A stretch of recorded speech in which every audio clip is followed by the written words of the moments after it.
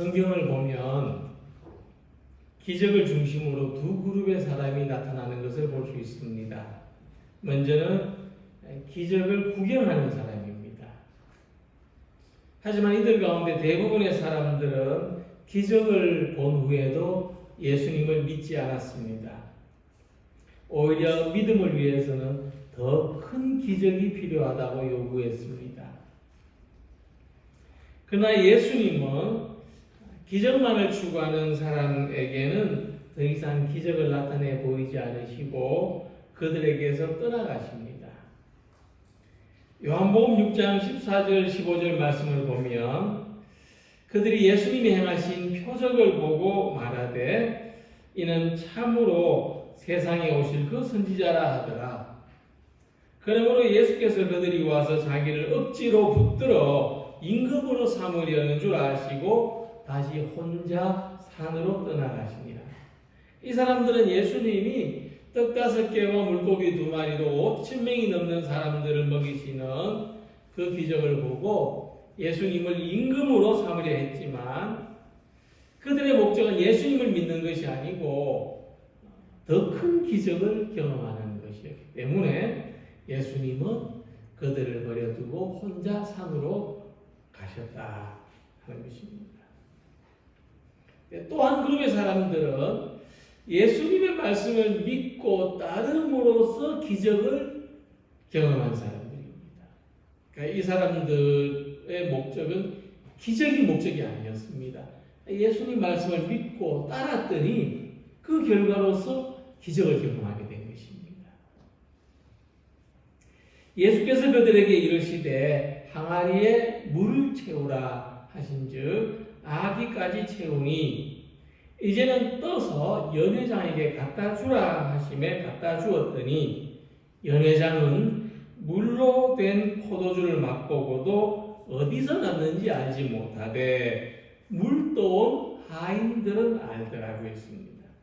이 가나의 혼인잔치집에서 하인들은 빈 항아리에 이 빈 포도주 항아리 아니겠습니까? 물을 가득 채우라는 예수님의 말씀을 따랐습니다.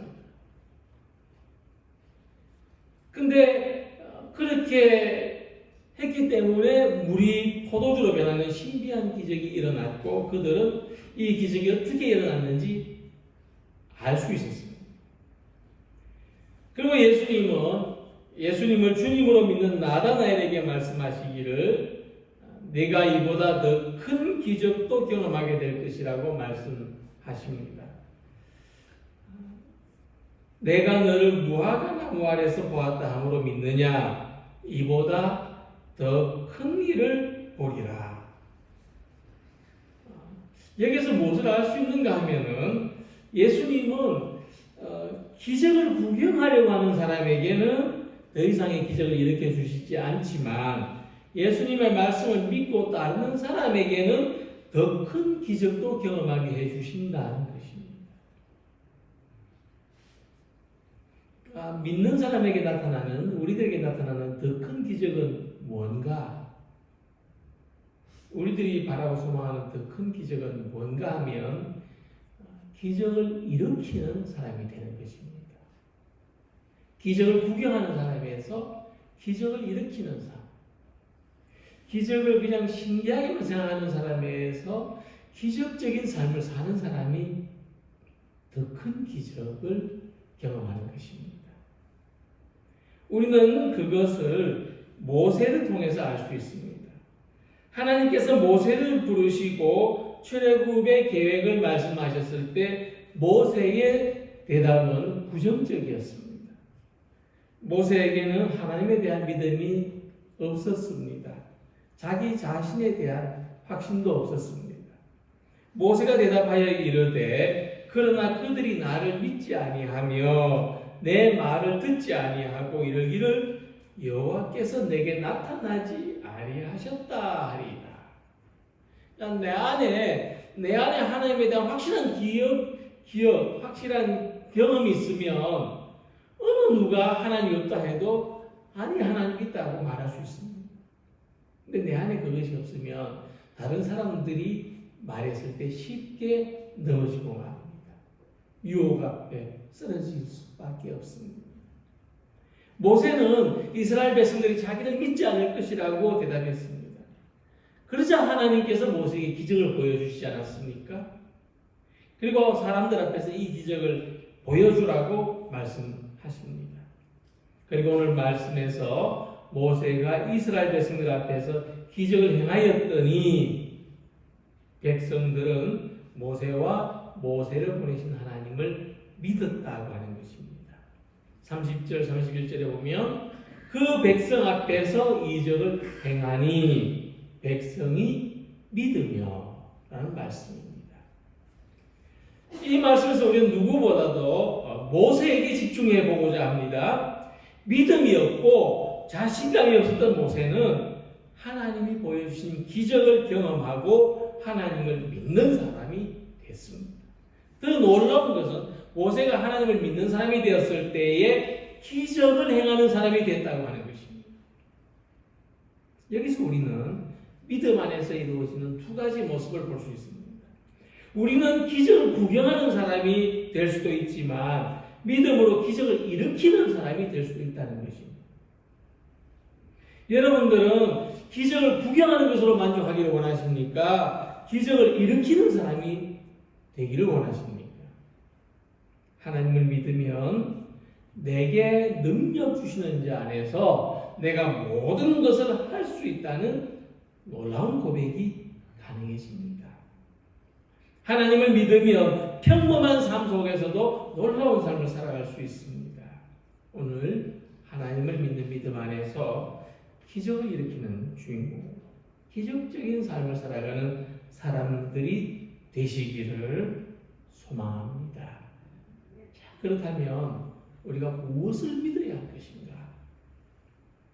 자, 믿으면 기적을 일으킬 수 있다는 이 말씀을 생각하면서 맨 먼저 생각해야 할 것이 있는데 우리는 무엇을 믿어야 하는가입니다.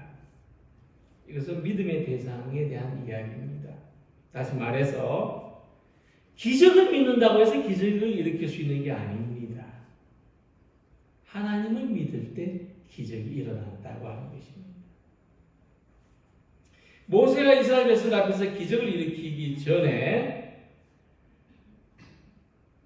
먼저 모세는 하나님께서 자신에게 일러준 모든 말씀을 아론을 통해서 전했다고 했습니다.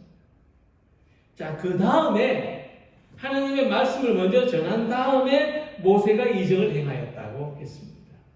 아론이 여호와께서 모세에게 이르신 모든 말씀을 전하고, 자, 그 다음에 이건 이제 모세입니다. 그 백성 앞에서 이적을 행하니.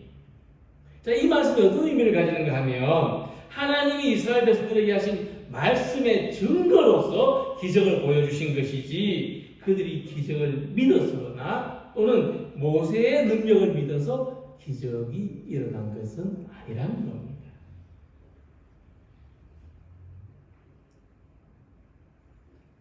우리가 하나님의 말씀을 믿고 따를 때 거기서 우리가 예상치 못했던 기적이 일어나는 것이지 내가 기적을 경험하고 싶거나 내가 기적을 일으켜보고 싶다고 해서 기적이 일어나는 것은 아니라는 것을 알아야 됩니다. 믿음이 깊어지면 큰 능력을 가지게 돼서 아무 때나 본인이 원하는 대로 도깨비 방망이를 다루듯이 능력을 사용해서 기적을 일으킬 수 있다는 형태의 신앙은 있을 수 없습니다. 하지만 우리는 이런 형태의 기적을 믿으려 하기가 쉽습니다. 어떤 사람에게 대단한 능력이 있어서 그 능력으로 기적을 일으켜주기를 기대하기가 쉽습니다. 기적을 일으키는 데 있어서 하나님의 말씀을 믿고 행하는 것보다 나한테 그 능력이 있는지 없는지를 더 중요하게 생각해 왔습니다. 그런데 예루살렘 성전 미문 앞에서 걷지 못하는 사람을 걸을 수 있게 한 놀라운 기적이 일어났습니다. 그 기적을 베드로와 함께했던 야고보, 요한이 일으켰습니다. 근데 이 기적이 일어난 다음에 사람들이 너무나 놀라했을 때 베드로가 이런 말을 합니다. 이스라엘 사람들아, 이 일을 왜 놀랍게 여기느냐? 우리 개인의 권능과 경건으로 이 사람을 걷게 한 것처럼 왜 우리를 주목하느냐? 자, 베드로는 걷지 못하는 사람을 걷게 하는 놀라운 기적을 일으켰지만 자기 능력으로 기적이 일어난 것이 아니라고 말했습니다. 나를 쳐다보지 마라. 내한테 능력이 있어서가 아니다. 라고 했는 것입니다. 이 말씀처럼 우리 믿음으로 기적이 일어나는 것이 아닙니다. 내 믿음이 충만해서 내가 기도를 많이 해서 능력이 나타나거나 내 믿음이 부족하고 내가 기도를 하지 않아서 기적이 나타나지 않는 문제가 아니라고 하는 것입니다. 이거는 엉뚱한 다리를 걷는 것과 같습니다. 하나님의 말씀이 기적의 근원입니다. 누구든지 하나님의 말씀을 믿고 그 말씀대로 살아가면 하나님은 그 증거로서 기적이 나타나도록 해주신다. 기적을 보여주신다는 것입니다. 모세는 먼저 말씀을 전했습니다.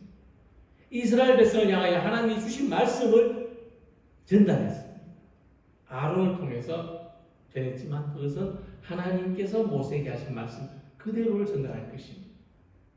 그리고 그 말씀이 진리라는 보증으로 이적을 나타내 보였습니다. 그렇다면 우리는 무엇을 믿어야 합니까? 하나님의 말씀이 기적을 일으킨다는 것을 믿으시기 바랍니다. 우리의 믿음이 하나님의 구원이라는 초점에 맞추어질 때 저와 여러분들의 삶에는 기적과 같은 놀라운 일들이 일어날 것을 믿으시기 바랍니다. 모세가 보여준 기적은 십자가의 구원을 미리 보여준 것입니다. 하나님께서 예수님의 십자가를 통해서 우리에게도 놀라운 구원의 기적이 일어나게 하신다는 것을 믿으시기 바랍니다. 오늘 하나님이 구원하신다는 믿음을 가지고 살아갈 때 우리의 삶에는 놀라운 일들이 일어나게 됩니다.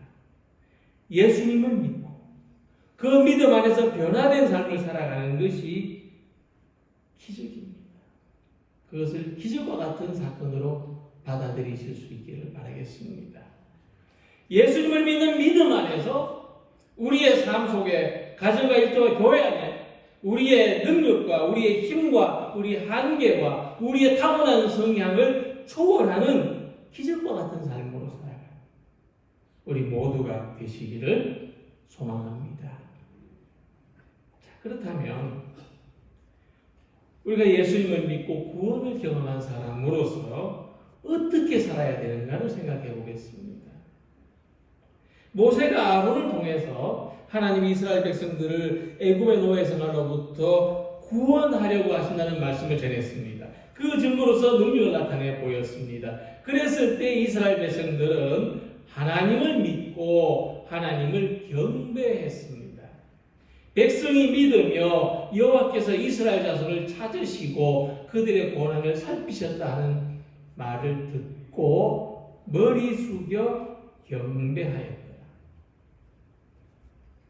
구원의 놀라운 말씀을 받은 우리들, 예수님의 십자가로서 구원받은 이 놀라운 기적을 경험한 우리들도 세상 속에 들어가서 하나님이 구원하신다는 복음의 기쁜 소식을 전하며 살아야 하는 것입니다.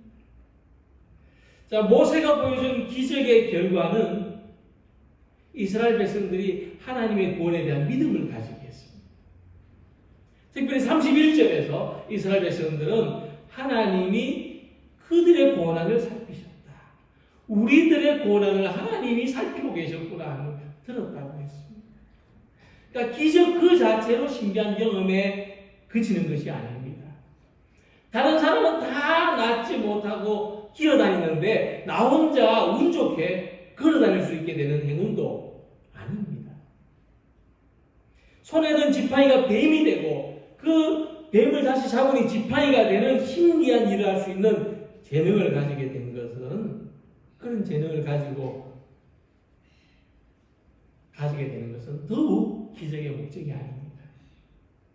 하나님이 우리의 고난과 아픔을 돌아보신다. 하나님이 낮고 낮은 우리들과 함께 하신다는 것을 보여주고 믿음을 가지는 것이 기적을 일으켜 주신 목적입니다. 하나님이 나를 사랑하시는구나. 하나님이 내 삶의 가장 핵심적인 문제를 아시는구나. 그것을 만져주시는구나. 나를 고치시고 치유하시는구나. 그것을 경험하게 하는 것이 기적의 목적입니다. 하나님을 믿는 우리들이 기적을 일으키는 사람이 된다는 것은 우리의 삶을 기적으로 바라보는 데서 시작합니다. 하나님의 은혜 가운데서 이 숨을 쉬는 것, 침을 삼킬 수 있는 것, 머리카락이 새로 나는 것, 걸어다니는 것, 이 물을 마실 수 있는 이 모든 것이 기적입니다. 그러니까 모든 순간을 기적적으로 살고 있다는 것을 고백하는 것이 우리 그리스도인의 삶이고, 천국에 가는 그 순간까지 평생토록 놀라운 기적이 내 삶 속에 일어난다는 것을 받아들이는 것이 믿음의 삶입니다. 뭐 하늘을 날고 물 위를 걷는 것만이 기적이 아니라 내 삶에서 경험되는 모든 것을 하나님의 선물로 믿음의 능력으로 받아들일 때 우리 또한 모든 불가능한 일들을 믿음으로 가능케 하는 기적의 사람이 될 수 있는 것입니다. 그럼 우리들이 예수님을 믿고 경험하는 기적을 어떻게 사용해야 되겠습니까? 믿음의 신비를 가진 우리는 세상 속에서 어떻게 살아야 되겠습니까? 무엇보다도 하나님의 구원이신 예수님을 증거하는 사람으로 살아가시기 바랍니다. 사람들이 우리를 볼 때 말입니다. 저렇게 힘든데 어쩌면 이처럼 평온할 수 있을까? 저들은 우리보다 더 기쁜 삶을 살고 있구나. 저 사람이 믿는 예수님은 어떤 분인가? 저 사람의 고난을 돌보시는 하나님이 나도 돌봐주시면 좋겠다. 그러니까 우리의 삶에 기적과 같은 일들이 일어나는 것은, 또 그런 일들이 필요한 것은 사람들이 우리를 이렇게 보고 우리의 삶으로 하나님의 구원을 전하기 위해서입니다. 그냥 말로만 전하는 것이 아니라 우리의 삶으로 나타나는 하나님의 구원을 전하는 여러분들이 되시길 바랍니다. 사람들이 우리를 바라볼 때 약하지만 강하게 살아가는 우리들, 아무것도 없지만 모든 것을 가진 사람처럼 살아가는 우리들, 슬프지만 기쁘게, 어렵지만 감사하게, 기적과 같은 삶을 살고 있는 모습을 통해서 그 근원에 예수님이 계시는구나, 하나님이 돌보고 계시는구나, 이 복음을 증거하는 성도들이 되시기를 바랍니다. 그리고 세 번째는 우리가 왜 살아야 하는가 하는 삶의 목적에 관한 말씀입니다. 자, 모세는 그동안 불가능했다고 생각하는 일을 지금 하고 있습니다. 놀라운 일이 아닙니까? 하나님 앞에서 하나님 저 못해요, 하나님 그건 안 돼요, 하나님 그건 불가능해요 했지만 모세는 지금 그 일을 하고 있습니다. 그러니까 여기에는 왜 해야 되는가, 왜 살아야 되는가 하는 대단히 중요한 동기가 있습니다. 모세가 왜 이렇게 하고 있습니까? 하나님께서 분부하셨기 때문에. 넌 이렇게 해야 된다. 못해요, 자신 없어요, 안 돼요, 그러나 너는 이렇게 해야 된다. 하나님이 분부하셨기 때문입니다. 모세가 여호와께서 자기에게 분부하여 보내신 모든 말씀과 여호와께서 자기에게 명령하신 모든 기적을 아론에게 알리니라. 그러니까 모세는 하나님께서 분부하시고 명령하신 일을 자기 사명으로 받아들였습니다.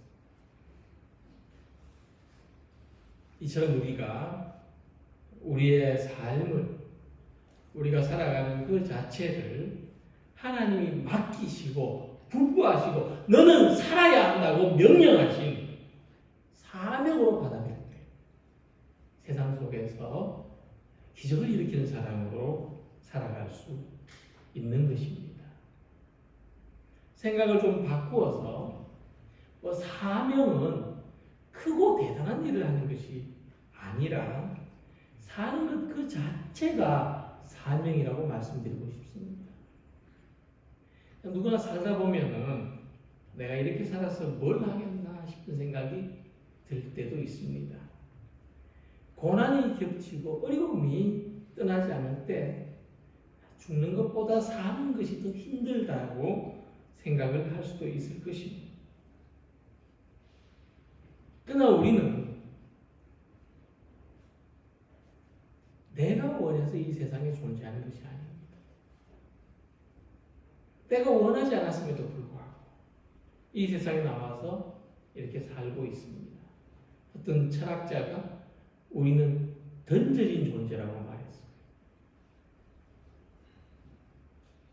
그러면 내가 원하지 않아서 내가 계획하지 않았음에도 불구하고 내가 지금 살고 있단 말입니다. 그렇다면 나를 이 세상에 보내신 뜻이 있지 않을까? 비록 내가 원하는 대로 살고 있지 못하지만 그러나 지금 이 모습으로 살게 하신 그 하나님의 뜻이 있다면 무엇일까? 한번 생각해 볼 필요가 있는 것입니다. 과거 우리가 넉넉하고 건강하게 살 때도 하나님의 뜻이 있었다면 지금 우리가 어렵고 힘들게 살고 있는데도 과거 우리가 자유롭게 다니고 싶은 대로 하고 싶은 대로 할 수 있는 그런 삶에도 하나님의 뜻이 있었다면 지금 우리가 다닐 수 없고 하고 싶은 대로 마음껏 할 수 없는 이런 삶에도 하나님의 뜻이 있지 않을까 한번 생각해 볼 필요가 있는 것입니다. 그래서 내 삶이 내가 지금 살아서 숨쉬는 것 이 자체가 사명이구나. 나는 사는 동안에는 살아야 되는 사명이 있구나. 바로 이 사람이 되어야 하는 것입니다. 자기의 삶을 하나님의 사명으로 이해하는 사람은 하나님의 말씀에 아니오라고 대답할 수 없습니다. 하나님의 분부에 모세는 처음엔 아니오라고 했죠. 그러나 결국 예라고 대답합니다. 그것은 하나님이 나를 살게 하시는구나. 하나님이 나를 있게 하시는구나 하는 것을 발견했기 때문입니다. 하나님의 말씀에 예라고 하는 것을 아멘이라고 응답하는 것을 인생의 중요한 사명, 내 인생의 대단히 중요한 사명으로 받아들이시기 바랍니다. 또한 이 사명을 가진 사람은 어려움이 있다고 해서 삶을 포기하지 않습니다.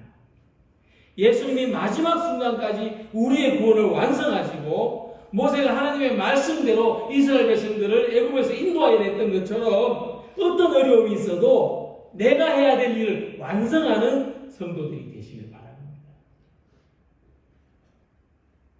그리고 하나님이 사명을 분부하신 사람에게는 그 일을 완성할 수 있는 능력도 함께 주십니다. 모세에게 이적을 일으킬 수 있도록 능력을 주신 하나님, 모세와 함께 하신 그 하나님이 나와 함께 하시고 삶에 힘을 주시는 하나님을 의지해서 하나님이 맡기시고 분부하신 삶을 끝까지 살아내는 성도들이 되시기를 바랍니다. 오늘의 삶을 사명감으로 살아갈 때 내가 오늘을 위해서 자는 것도 사명이고 먹는 것도 사명이라고.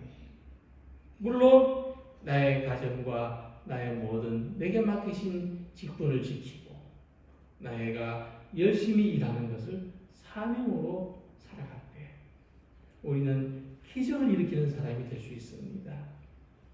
생각해 보실 때 만약 모세가 사명을 포기했더라면 하나님 안 됩니다. 불가능합니다. 나는 못합니다. 나는 그냥 이 산에서 양이나 치면서 살겠습니다 라고 했다면, 호렙산에서 하나님이 아무리 놀라운 기적을 보여주셨어도 그 기적은 효력이 없을 것입니다.